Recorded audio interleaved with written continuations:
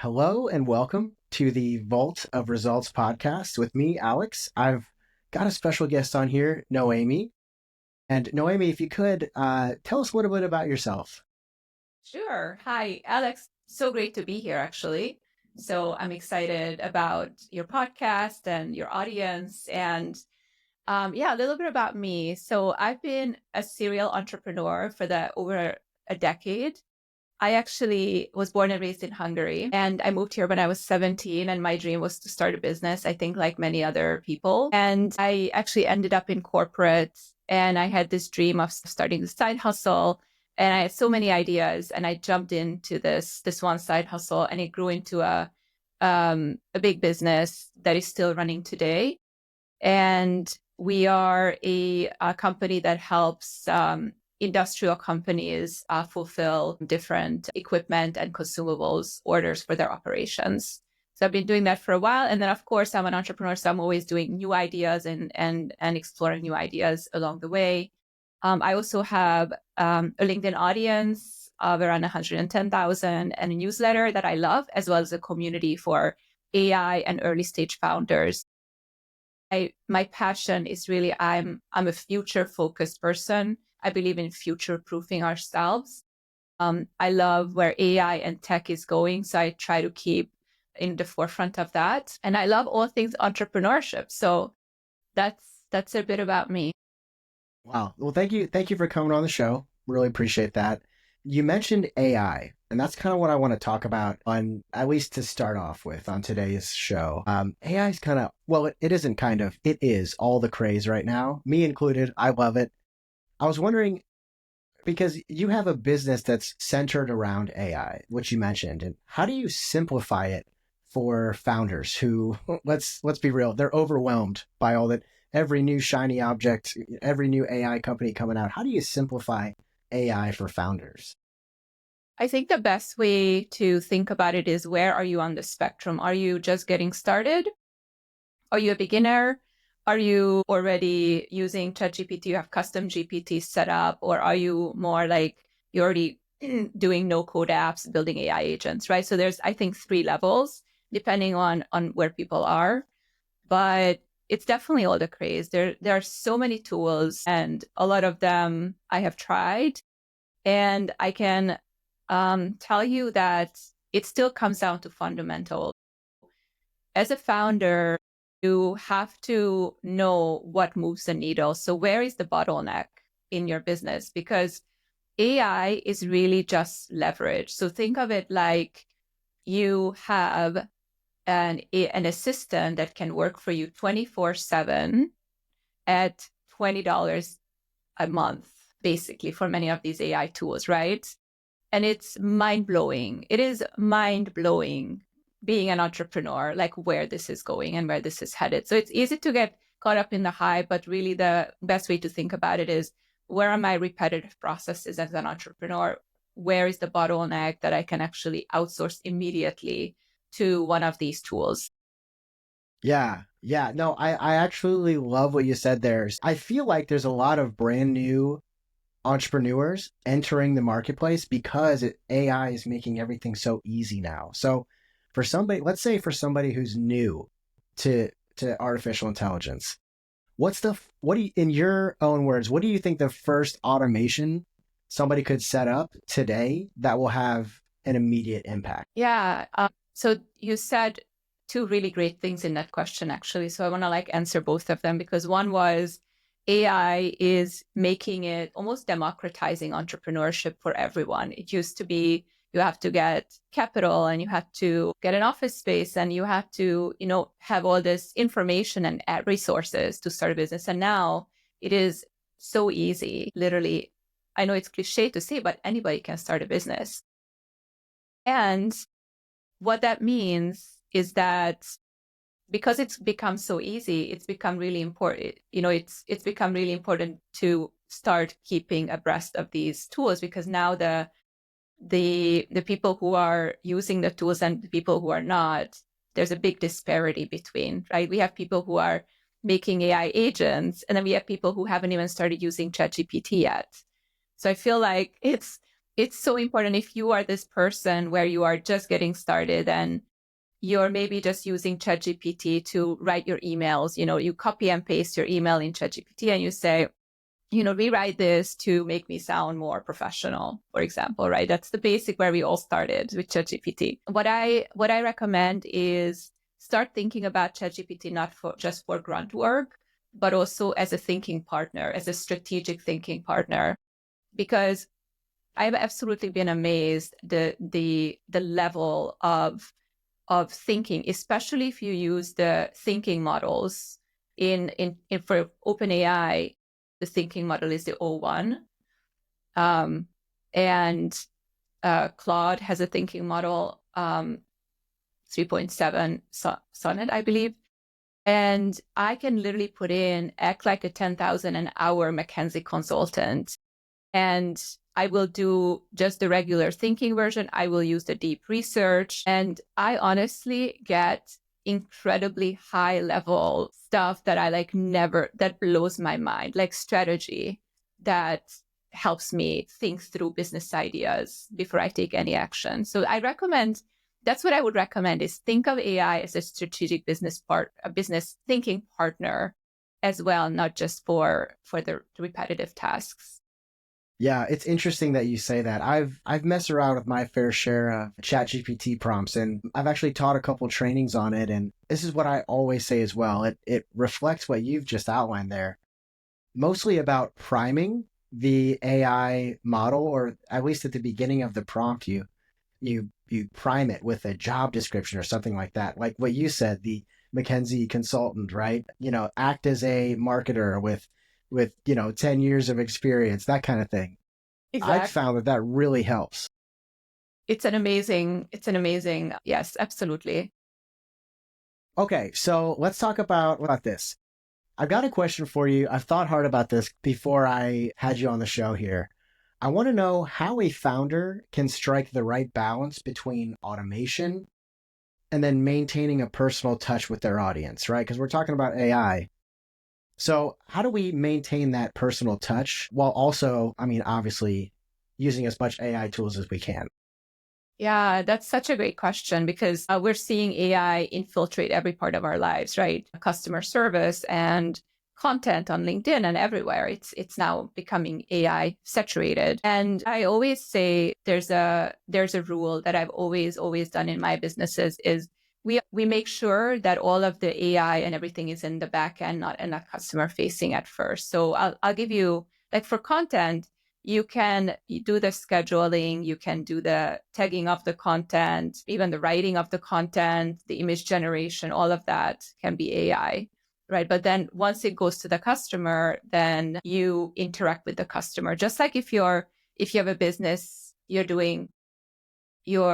have a business that where you work with clients in an agency, and then you deliver their projects, and you may use AI in the back end to deliver their projects. But I think if you're giving that human concierge service, that should be put into the client-facing side. And so I wouldn't say, let's have a live chat for the customers. I would just rather automate something on the back end for us and have the concierge human touch in the front end. Yeah, no, I love that answer because I've been thinking about this deeply, like what the future is going to look like, especially with all this AI implementation everywhere.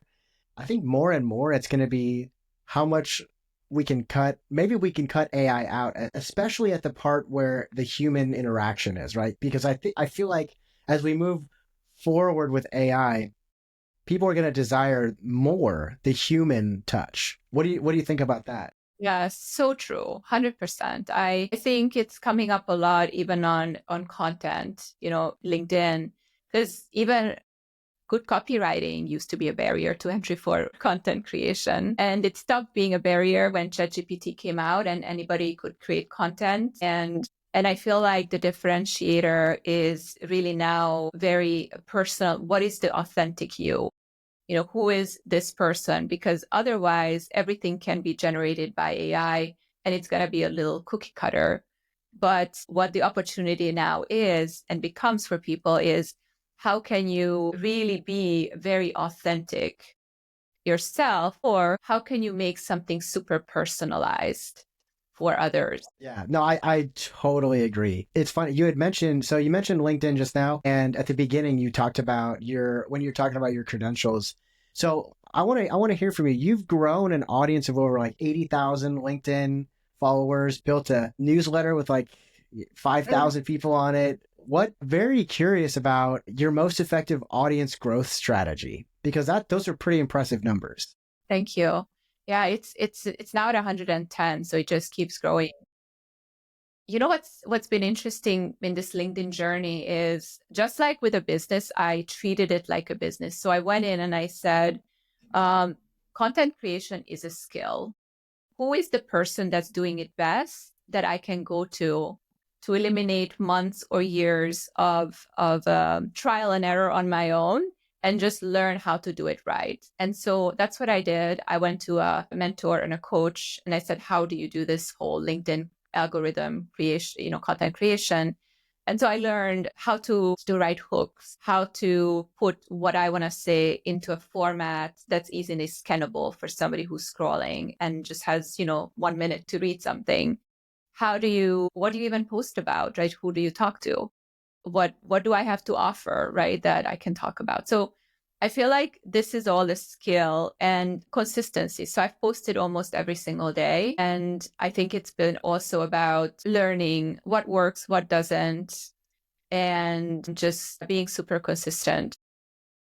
I love that. So if you're out there not writing notes, grab your pen and paper. The key is hire a coach and be consistent, right? Would you agree with that? I would agree with that. And I think there's some mindset tips around that as well, because some people, myself included, I had this limiting belief that I didn't have anything to offer, or that it is scary to be visible. It's actually very vulnerable to put yourself out there, because a lot of people like, oh, my past colleagues are gonna think, well, what is she doing now? Why is she posting on LinkedIn? A lot of people would maybe have those fears of what people may think, or maybe their content won't be good, because they probably won't be good. And you have to be kind of okay with that at first. And because content creation is something that you learn in public, if you never post and you just practice in your own content, you can't do it in private. So you have to be bad when you start. There's no way around it. Yeah, you've got to fail in public first. That's the barrier to entry, right? Yeah, exactly. A lot of people don't want to do that. So just be willing to do that, get started, and then learn how to do it. It's a Yeah. skill just like any other. Yeah, I totally agree. Yeah. Okay, so let's get back to AI. Seems like every single day there's a new company that comes out, there's a new tool that comes out, there's a new model for ChatGPT that comes out. So I want to ask you, because you're kind of an AI expert, what's an emerging AI trend that business owners should be paying attention to right now? Like, help us cut through the noise. Yeah. Emerging AI trend. So I call myself an AI enthusiast because I don't have expertise in AI, but I've always been very eager to learn. And and I feel like that's what makes it beautiful, is somebody with zero coding experience can actually dive in and start writing apps with prompts, which I write multiple apps a week now with all my ideas. You can use things like Lovable, I'm sure you've heard of, where you literally write a micro app yourself. You can even put it on a custom domain. That's what's really gotten my attention lately, is how, and it's not even about the tools, it's about imagining where the tools are headed. And so I like to think ahead, like, okay, let me think. So if I, a non-coder, can come in, use AI as a personal developer and say, build me an app that does XYZ, that in 6 months or a year, anybody can build an app. So are we going to just have like millions of micro apps for every single little thing? What's going to happen to software companies? What's going to happen to developers, right? So let's extrapolate. Same with agents, right? So I've been diving into agents. I learned a little bit N8N, how to build your own AI agent. And I've just used the simple ones where you can connect to Google Doc and the AI agent can, calculate things from your Google Doc, get your KPIs for you. I also connected multiple custom GPTs to this one chat. So if I want, I can just have all my custom GPTs from one chat. So that's been fun, but it's not even about the tool. It's about imagining, okay, if I have an agent, that I can tell 24/7 to get me leads, another agent that I can say 24/7 to send cold emails for me. Then I have another agent that's going to answer my emails. I literally can have a company with 0 employees, in probably a year, in 6 months to a year. It is blowing my mind. And that's what I want entrepreneurs to prepare for. It's not about what the tools can do, but what's the world is becoming because of them. Right. So you can employ literally AI agents and create a business and have literal employees that do all these things for you. You can spread yourself out so that maybe things that you're not good at, right? Maybe that's content creation. Maybe you're not the best at it. So you can get really good at writing the prompt that makes that copy. So I understand what you're saying. I think that's a really good point. What's next for Noemi? Where can people find you?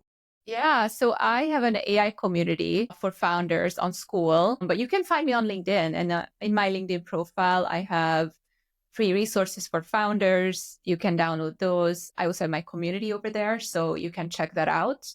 But yeah, I am working on a few exciting things. Some of them Awesome. are around creating on LinkedIn and using authentic voice, which I'm very excited about, that I'm currently beta testing. So that should be a really fun app. Great. So with your community, you probably get a lot of questions. So what's one, and you probably get the same question over and over again. So what's something you wish more people would ask you about? Yeah, It's a tough question. I feel like a lot of people, instead of asking for more information, yeah, I think this is it. So I feel like people should be asking about what is right in front of me that's a problem that needs solved, that looks really small and simple to solve. We don't have to look for huge problems and complex problems to solve that's going to change the world. I feel like with AI, every person will have the opportunity to solve a very niche problem. Maybe it's in like your CrossFit gym, or it's in your book club, or if it's in your grandmother's knitting circle. Like you see something that you're experiencing as a pain point, and you maybe have a niche group that has that same issue.